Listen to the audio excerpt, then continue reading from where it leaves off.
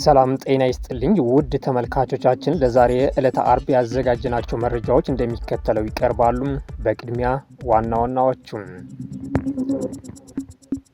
ለሰባተኛው ጠቅላላ ሀገራዊ ምርጫ ከፍተኛ ቁጥር ያላቸው እጩዎችን ያስመዘገቡ የፖለቲካ ፓርቲዎች ዝርዝር ይፋ ሆኗል። ገዢው ብልጽግና ፓርቲና የኢትዮጵያ ዜጎች ለብሔራዊ ፍትህ ኢዜማም በርካታ እጩዎች በማቅረብ በቀዳሚነት ተቀምጧል። በኢትዮጵያ ድንበር የድሮን ጥቃት መፈጸሙ ተገለጸ። በጥቃቱ የዓለም አቀፍ ድርጅት ሰራተኞችን ጨምሮ 8 ሰዎች መገደላቸው ተሰምቷል። በሶማሊያ ከፍተኛ ፖለቲካዊ ቀውስ መፈጠሩ ተገለጸ። በሶማሊያ እንደገና አስፈሪ ውጥረት ነግሷል ተብሏል። ሺጂፒንግ በታይዋን ጉዳይ ለትራምፕ ማስጠንቀቂያ ሰጡ። አሜሪካ ከአቋሜ ንቅንቅ አልልም ብላለች። አሁን ወደ ዝርዝር እናልፋለን። ለሰባተኛው ጠቅላላ ሀገራዊ ምርጫ ከፍተኛ ቁጥር ያላቸው እጩዎችን ያስመዘገቡ የፖለቲካ ፓርቲዎች ዝርዝር ይፋ ሆኗል። የኢትዮጵያ ብሔራዊ ምርጫ ቦርድ ከቀናት በፊት ባወጣው መረጃ መሰረት ገዢው ብልጽግና ፓርቲ፣ የኢትዮጵያ ዜጎች ለማህበራዊ ፍትህ ኢዜማ፣ ትብብር ለኢትዮጵያ አንድነት ነጻነትና እኩልነት ፓርቲ እንዲሁም ሰላም ለኢትዮጵያ ጥምረት ከፍተኛ ቁጥር ያላቸው እጩዎችን በማስመዝገብ በቀደም ተከተል ከአንደኛ እስከ አምስተኛ ያለውን ደረጃ ይዟል። ለህዝብ ተወካዮች ምክር ቤትና ለክልል ምክር ቤቶች በፖለቲካ ፓርቲዎችና በግል ተወዳዳሪዎች የቀረበው አጠቃላይ እጩዎች ቁጥር 10432 ደርሷል። ከእነዚህም ውስጥ 3041 ማለትም 29 በመቶ እጩዎችን በማስመዝገብ ብልጽግና ፓርቲ ቀዳሚ ሲሆን ኢዜማ 1248 ወይም 12 በመቶ እንዲሁም ትብብር ለኢትዮጵያ አንድነት 1053 ወይም 10 በመቶ እጩዎችን ለውድድር አቅርበዋል። ለህዝብ ተወካዮች ምክር ቤት እጩዎችን በማቅረብ ረገድም ገዢው ብልጽግና ፓርቲ 461 እጩዎችን በማስመዝገብ ከጠቅላላው 547 የፓርላማ ወንበሮች በ84 በመቶ ለሚሆኑ እጩዎች ማቅረብ ችሏል። በተመሳሳይ ኢዜማ 293 እጩዎችን በማስመዝገብ ለ54 በመቶ የፓርላማ ወንበር ተወዳዳሪዎችን አቅርቧል። ትብብር ለኢትዮጵያ አንድነት ነጻነትና እኩልነት ፓርቲ እንዲሁም ሰላም ለኢትዮጵያ ጥምረት ለፓርላማ ወንበሮች ያቀረቧቸው እጩዎችን ከፓርላማው የወንበሮች ብዛት ግማሽ 50 በመቶ በታች ናቸው። በአጠቃላይ የእጩዎች ቁጥር አምስተኛ ደረጃ ላይ የነበረው ሰላም ለኢትዮጵያ ጥምረት ለፓርላማ ባቀረባቸው እጩዎች ብዛት በወሎ ህዝቦች ዲሞክራሲያዊ ፓርቲ ተበልጦም ወደ ስድስተኛ ደረጃ ዝቅ ብለዋል ሲል የዘገበው ኢትዮጵያ ኢንሳይደር ነው። በኢትዮጵያ ድንበር የድሮን ጥቃት መፈጸሙ ተገለጸ። በጥቃቱ የዓለም አቀፍ ድርጅት ሰራተኞችን ጨምሮ 8 ሰዎች መገደላቸው ተሰምቷል።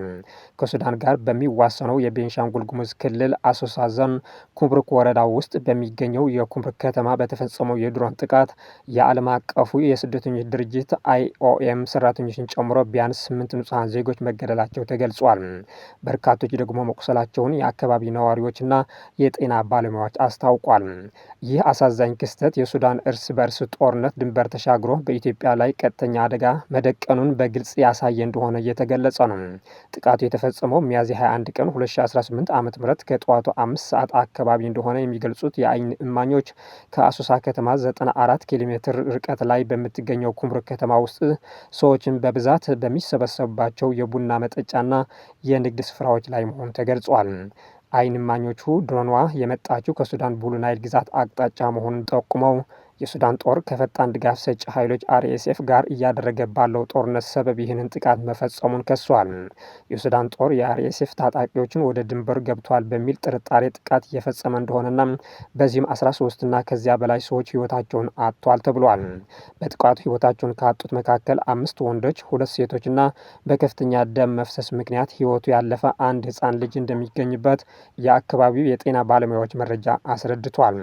ከሟቾቹ አንዱ በዓለም አቀፍ የስደተኞች ድርጅት IOM የአእምሮ ጤናና የስነ ልቦና ድጋፍ ሰጪ ባለሙያ መሆኑ ነዋሪዎች ተናግረዋል።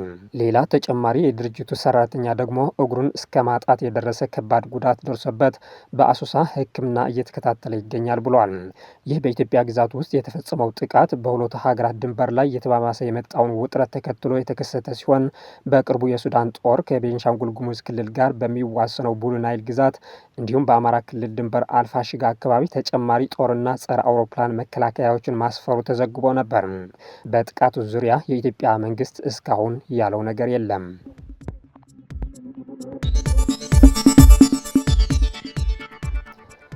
በሶማሊያ ከፍተኛ ፖለቲካዊ ቀውስ መፈጠሩ ተገለጸ። በሶማሊያ እንደገና አስፈሪ ውጥረት ነግሷል ተብሏል። የሶማሊያ ምርጫ የሀገሪቱን ፖለቲከኞች ፍጥጫ ውስጥ መክተቱን የሚገልጹት መረጃዎች ዋና ከተማዋ መቃዲሾ በከፍተኛ ስጋት ትገኛለች። በአካባቢ ደረጃ የሚደረገው ምርጫ ሳይጠናቀቅ የፓርላማም ሆነ ፕሬዝደንታዊ ምርጫ ሳይፈጸም የሀገሪቱ ፕሬዝደንት የስልጣን ቆይታ ቀነ ገደቡ በማለቁ ነው ውጥረቱ የተፈጠረው ተብሏል። የፕሬዝደንት ሐሰን ሼክ መሐመድ በስልጣን የመቆያ እድሜ ዛሬ ይጠናቀቃል። በዚህ መሰረት ሐሰን ሼክ መሐመድ በሶማሊያ ህግ መሰረት ከዛሬ ጀምሮ ህጋዊ መሪ አይሆንም። እንደ አውሮፓውያን አቆጣጠር በ2012 በጸደቀው የሶማሊያ ሽግግር ህገ መንግስት መሰረት አንድ ፕሬዝደንት በስልጣን የሚቆይበት እድሜ 4 ዓመት ብቻ እንደሆነ ይደነግጋል። የፌዴራል መንግስቱና የግዛት አስተዳደሮች በምርጫ ስርዓት እንዲሁም በህገ መንግስት ማሻሻያ ጉዳዮች በፈጠሩት አለመግባባት ባለፉት ዓመታት ጦር ያማዘዘ ግጭት ውስጥ እስከ መግባት መድረሳቸው ይታወሳል። ይህ ሁሉ ሳይገባደድ ምርጫ ተካሂዶ አዲስ መንግስት በሶማሊያ የሚታካበት የጊዜ ገደብ በመድረሱም የሶማሊያ ፖለቲካ ውጥረት ከፍ አድርጎታል። ይህን መሰረት አድርጎ ተቃዋሚዎች ተከታታይ ተቃውሞዎችን በሀገሪቱ እያካሄዱ የሚገኙ ሲሆን ፕሬዝደንቱ ሁኔታውን ስጋት ፈጥሮባቸው እንነጋገር የሚል ጥሪ ባለፈው ሳምንት አቅርቦ ነበር። ሆኖም በተቃዋሚ ፖለቲከኞች ተቀባይነት እንዳላገኘ ነው የሚገለጸው። ይህ በሶማሊያ የተፈጠረው ቀውስ ተባብሶ ወደ ግጭት እንዳያመራና ሶማሊያ የባሰ የአልሸባብ መፈንጫ እንዳትሆን በዲፕሎማሲው ዓለም ስጋት ተፈጥሯል።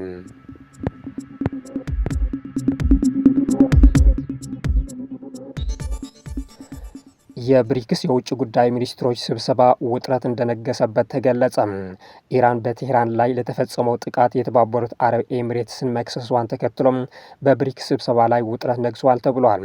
በኒው ደልሂ እየተካሄደ ባለው የብሪክስ የውጭ ጉዳይ ሚኒስትሮች ስብሰባ ላይ በኢራንና በተባበሩት አረብ ኤሚሬትስ መካከል ዲፕሎማሲያዊ ውዝግብ መከሰቱ ነው የተገለጸው። ውዝግቡ የተቀሰቀሰው ቴህራን የተባበሩት አረብ ኤሚሬትስ በቀጠናው እየተካሄደ ባለው ግጭት ውስጥ በኢራን ላይ በፈጸመው ወታደራዊ ዘመቻዎች ላይ በቀጥታ ተሳትፋለች ስትል መክሰሷን ተከትሎ ነው። የኢራን የውጭ ጉዳይ ሚኒስትር አባስ አራጋቺ ይህንን አስተያየት የሰጡት ሐሙስ ዕለት በተካሄደው የብሪክስ ስብሰባ ላይ እንደሆነ ሮይተርስ የኢራን የመንግስት መገናኛ ብዙሃን ጠቅሶ ዘግበዋል። የእስራኤሉ ጠቅላይ ሚኒስትር ቤንያሚን ኔታንያሁም በኢራን ጦርነቱ ወቅት ባህረ ሰላጤዋን ሀገር ጎብኝቻለሁ ሲሉ የተናገሩት የተባበሩት አረብ ኤሚሬትስ ውድቅ ካደረገችው ከአንድ ቀን በኋላ ነው ኢራን ክሱን ያቀረበችው። ለአንድነት ሲባል በመግለጫዬ ውስጥ የተባበሩት አረብ ኤሚሬትስን ስም አልጠቀስኩም ያሉት አራጋቺ ነገር ግን እውነታው የተባበሩት አረብ ኤሚሬትስ በሀገሬ ላይ በተፈጸመው ጥቃት ውስጥ በቀጥታ ተሳትፋለች ሲሉ ከሷል። አራጋቺ አክሎም ከአሜሪካና ከእስራኤል ጋር የሚደረጉ ጥምረቶች የተባበሩት አረብ ኤሚሬትስን ደህንነት እንደማያረጋግጡ በመጥቀስ አቡዳቢ በቴህራን ላይ የምትከተለውን ቀጠናዊ ፖሊሲ እንድትመረምር አሳስቧል። ይህ ውዝግብ ብራዚል፣ ህንድ፣ ቻይና፣ ደቡብ አፍሪካ፣ ኢትዮጵያ፣ ግብጽ፣ ኢራን፣ የተባበሩት አረብ ኤሚሬትስና ኢንዶኔዥያን በአባልነት በያዘው የብሪክስ ጥምረት ውስጥ እያደገ የመጣውን ልዩነት አመላካች ነው ተብሏል። አራጋቺ በብሪክስ ስብሰባ ወቅት አባል ሀገራት አሜሪካና እስራኤል የዓለም አቀፍ ህግጋትን ጥሰዋል ሲሉ የገለጹትን ድርጊት እንዲያወግዙም ጠይቋል። ሺጂፒንግ በታይዋን ጉዳይ ለትራምፕ ማስጠንቀቂያ ሰጡ። አሜሪካ ከአቋሜ ንቅንቅ አልልም ብላለች። ቻይና አሜሪካን በታይዋን ጉዳይ የምታካሄደውን እንቅስቃሴ ወደ ግጭት ይወስዳናል ስትል ለዶናልድ ትራምፕ ማስጠንቀቂያዋን በፕሬዝደንቷ በኩል ስታሰማ፣ የአሜሪካ ውጭ ጉዳይ ሚኒስትር ደግሞ የሚቀየር አቋም የለም ብለዋል። ፕሬዝደንት ሺጂፒንግ የታይዋን ጉዳይ በአግባቡ ካልተያዘም የአሜሪካና የቻይና ግንኙነት ወደ አደገኛ ደረጃ አምርቶም ወደ ግጭት ሊወስዳቸው እንደሚችል ለትራምፕ ማስጠንቀቂያ ሰጥቷል። ቻይና ታይዋንን የግዛቷ አካል አድርጋ የምትመለከት ሲሆን አሜሪካ ደግሞ ለደሴቲቱ የምታደርጉ ወታደራዊ ድጋፍና ሌሎች ጉዳዮችን እንድታቆም ትፈልጋለች። ይህ በእንዲህ እንዳለ በትራምፕ ከፍተኛ የልዑካን ቡድን ውስጥ የሚገኙ የውጭ ጉዳይ ሚኒስትሩ ማርኮ ሩቢዮ ታይዋንን በተመለከተ አሜሪካ በታይዋን ላይ የያዘችውን ፖሊሲና አቋም ዛሬም ድረስ አልተቀየረም በማለት ለኤንቢሲ ኒውስ ተናግሯል። ሚኒስትሩ አክሎም ቻይና ሁልጊዜም ይህንን ሀሳብ እንደምታነሳና አሜሪካም አቋሟን እያሳወቀ እያስታወቀች የቆየች ሲሆን አሁንም በዚያው እንደምትቀጥል አስረግጠው ገልጿል።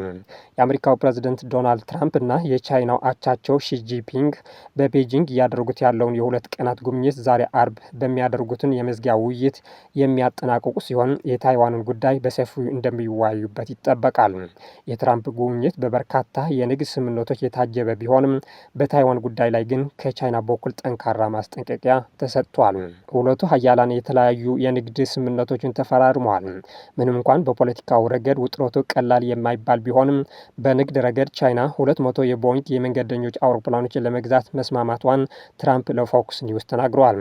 ከዚህም በተጨማሪ የግብርና ምርቶችንና የበሬ ስጋ ከአሜሪካ ለመግዛት ስምምነት ላይ እንደደረሱ ጭምር ተገልጿል። ነዳጅን በተመለከተ ሁለቱ መሪዎች የሆርሙዝ የባህር ወሽመጥን ክፍት ሆኖ እንዲቆይ በሚለው ነጥብ ላይ ተስማምቷል። ቻይና ከኢራን የምታስገባውን ነዳጅ በመቀነስ ከአሜሪካ ብዙ ነዳጅ ለመግዛት ትራምፕ ጥያቄ እንዳቀረቡ ተሰምቷል። ለዛሬ የያዝናቸው መረጃዎች እነኚህ ይመስሉ ነበር። ስለተከታተላችሁ እናመሰግናለን። መልካም ጊዜም